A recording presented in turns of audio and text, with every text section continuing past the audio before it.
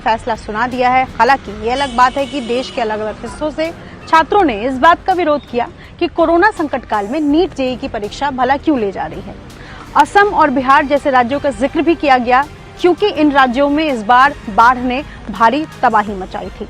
इसके अलावा कोरोना संकट काल में जो तमाम छात्र अलग अलग राज्यों में अलग अलग जिलों में रहकर पढ़ाई कर रहे थे वो अपने होम टाउन जा चुके हैं और अब जब नीट जेईई की परीक्षा हो रही है तो छात्रों ने किसी तरह अपनी तैयारी पूरी की और अपने अपने एग्जामिनेशन सेंटर तक पहुंच चुके हैं।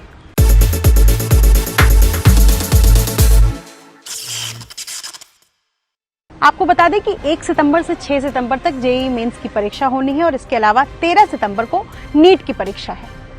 हमने यानी एबीपी न्यूज ने बिहार के अलग अलग जिलों में रहने वाले कई छात्रों से बात की और उनकी परेशानियां खुलकर निकलकर सामने आई।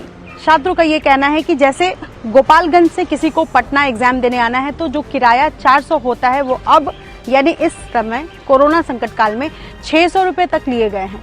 उसके अलावा कई छात्रों ने यह भी बताया कि बाढ़ में उनका घर तबाह हो गया या इसके अलावा कई छात्रों का यह भी कहना है कि पेरेंट्स चिंतित हैं क्योंकि उन्हें एक जगह से दूसरी जगह जब छात्रों ने 3 महीने तक ट्रैवल नहीं किया है, अपने घरों में रहे हैं, तो ऐसे में एग्जाम देने के लिए सरकार भला इस तरीके का फैसला क्यों ली है।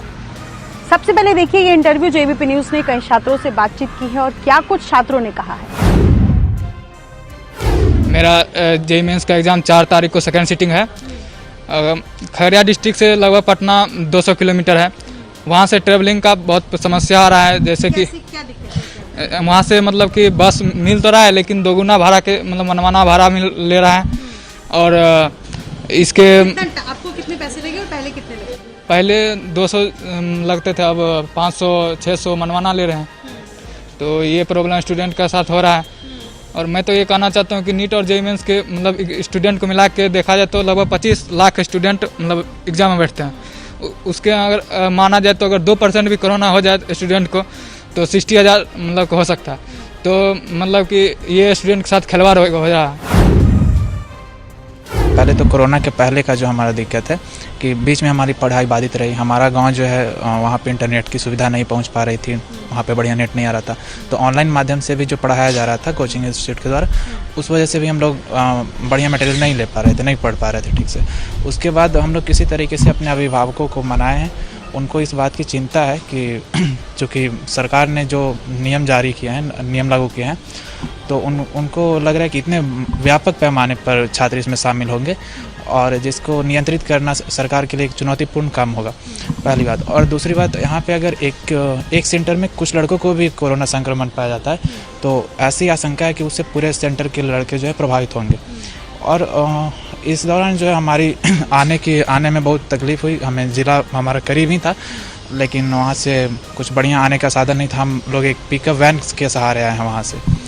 तो ये सभी सारी चुनौतियाँ हैं। और इसके बाद में छात्रों के हित के बजाय इस पर जो आजकल घटिया तरह की राजनीति हो रही है उससे छात्र लोग बहुत खुद को ठगे हुए से महसूस कर रहे हैं कि उनकी जो समस्याएं सुनने वाले हैं वास्तव में कोई नहीं है और सब लोग इस पर राजनीतिक रोटियां सेकने के लिए विपक्षी दल हों या फिर कुछ जी सरकार हो, वो सारे लोग तैयार हैं।